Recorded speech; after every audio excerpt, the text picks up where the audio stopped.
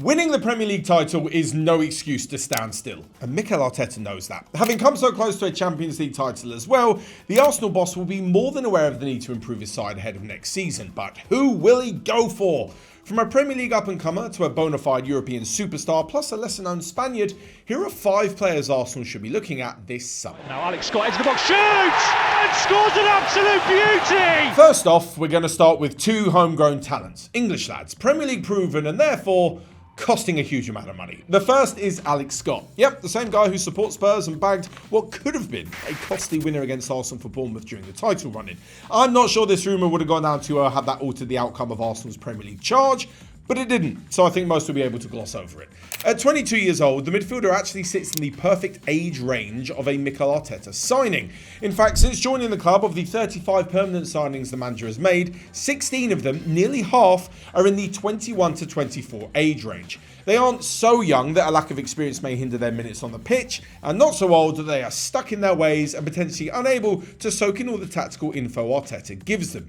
But age aside, it's his positional sense and carrying ability that really speak to what Arsenal could do with. If you look at this table from Opta, you'll see that he's described as a midfield catalyst, strong in areas of press resistance, ball carrying and a creative threat. In fact, 21% of his carries last season were progressive, putting him 4th amongst all defensive midfielders in Europe's top 5 leagues. He's also in the 86th percentile for possession won in Europe's top 5. All this to say that he offers more than just being a defensive midfielder. He can defend and drive forward at a similar level to Rice, progress the ball like 𝗕𝗓𝗓𝗓𝗓𝗓, and has bags more experience in the middle of the park doing it than 𝗕𝗓𝗓𝗓𝗓𝗓𝗓𝗓𝗓𝗓𝗓𝗓. And for that good reason, not only is he a good squad option to take the position of any midfielder during the crazy schedule that comes with fighting for trophies on all fronts, but he also allows Arteta to change the attacking shape of his team mid-game. If you need forward thinkers, get him and Rice as a double pivot, knowing that either of them can sit and block the counter. If you need possession and control, play him alongside 𝗕𝗓𝗓𝗓𝗓𝗓𝗓𝗓𝗓. The fact that he can also pop up with a goal or two is an added bonus, but that's normally left to the attackers in this Gunners machine, one of whom could be a new signing, and that is the second player on the list. This is Morgan Rogers! Oh, it's a peach! And it's Morgan Rogers. Now, I will say from the off that getting him out of Aston Villa may cost upwards of £80 million, and doing so 1 year after signing 𝗕𝗓𝗓𝗓𝗓𝗓𝗓𝗓 may seem like overkill in that department, but like I mentioned, standing still gets you nowhere in the footballing world. And actually, despite the fact as they signed last summer, Rogers offers something different in that he has the attacking output to match the threat. Both are creative 10/left wingers, and although Rogers spends more time on the left, he still penetrates the box at a higher rate than 𝗕𝗓𝗓𝗓𝗓𝗓 in the Premier League. I'm talking more shots per game, more key passes per game, more goals, more assists, more dribbles. This isn't to say that 𝗕𝗓𝗓 is a bad player, of course, but Rogers is much more heavily involved in an Aston Villa side who play with similar principles to Arsenal. Disclaimer here, they are not the same, but it's similar types of style from Emery to Arteta. Both managers like a high press, a controlled box in the centre of the pitch that allows for overloads out wide, and although Emery's side do play with a little bit more directness and verticality, it's not just 𝗕𝗓𝗓 who should be worried about the prospect of Rogers joining, because the truth is, he looks comfortable playing anywhere in the attacking midfield area, and that's what makes him so attractive to Arsenal. Odegaard's in different seasons seems to have left the number 10 role up for grabs, as it were. 𝗕𝗓𝗓 hasn't claimed it 100%, so Rogers could slide in there.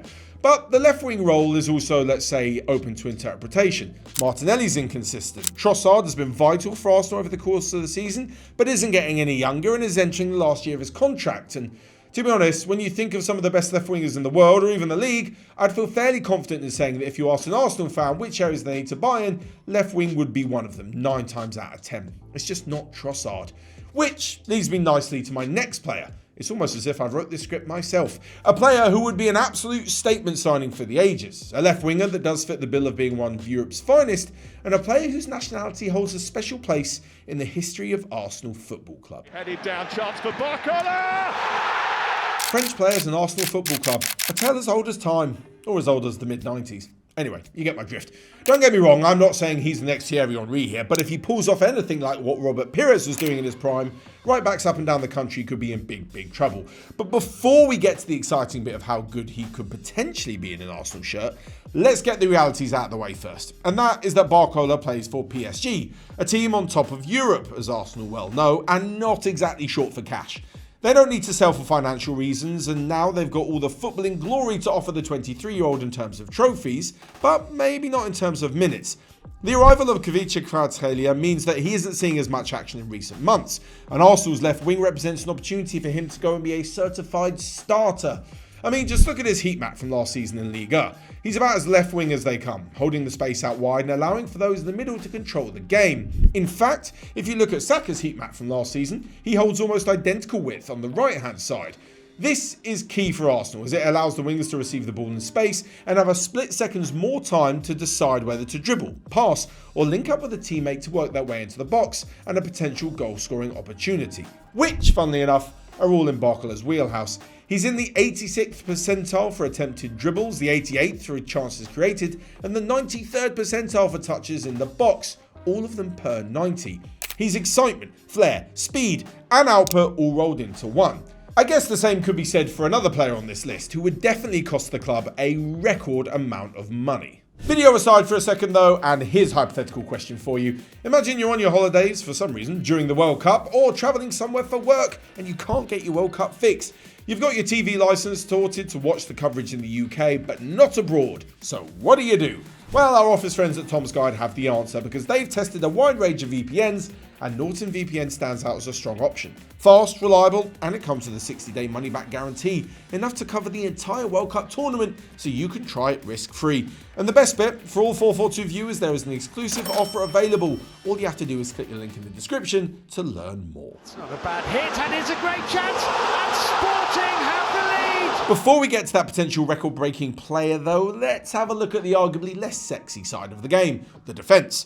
Because despite the fact that 𝗬𝗏 is one of, if not the best right-backs in the league, Arsenal need more than just one. And with a long-term injury only casting further doubts over Ben White's future at Arsenal, they need someone else to fill in.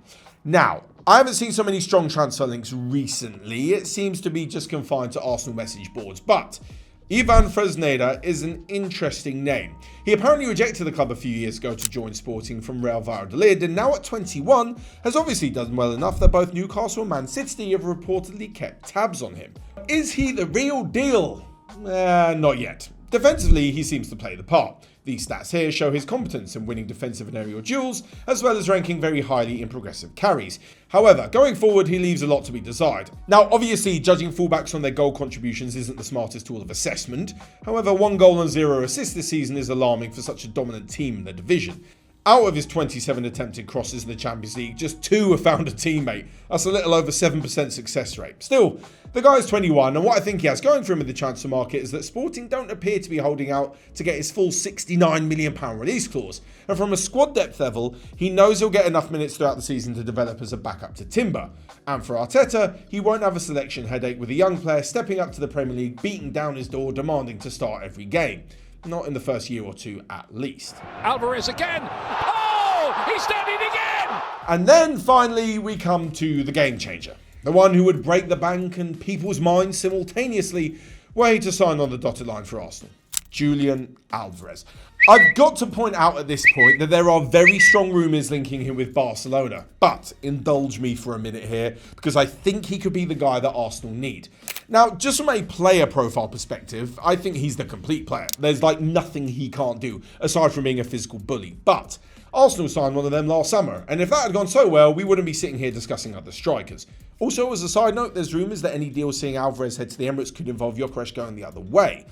Anyways, for Alvarez, I wouldn't put him down as a prolific goal scorer, as in he won't challenge Haaland for the Golden Boot, but if he's not scoring, his link-up play and ability to work with the other attacking talents around him is second to none.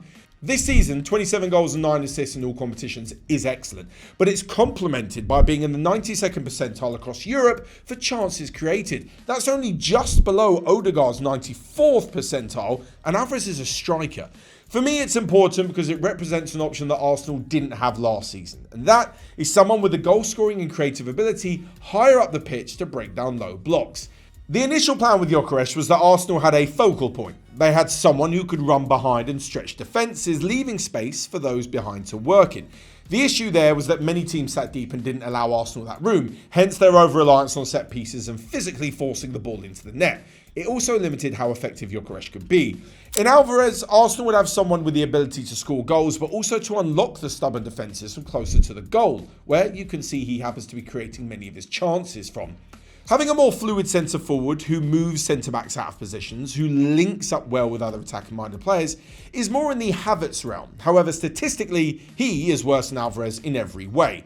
And the reason that this is important is because it could allow Saka and a potential new left winger to move beyond their fairly static areas of influence. If you look at Odegaard's heat map, he's spending much time in the right half space, but rarely goes beyond the striker. We've seen Saka staying out wide. Eze's in the left half space. There is nobody really box crashing or making darting runs in, and Arsenal need more of that. They need the Saka from a few years ago who was hitting 15 plus goals in the league by getting into those dangerous positions. Having so many deeper attackers renders them ineffectual. Alvarez's tactical and individual profile could change all of that. Now, it should go without saying that Arsenal are unlikely to sign all of these players, but given how much they've spent in recent years and the knack of the club having recruited really well, I would have put it past them to get a couple in at least and build on their Premier League title next season.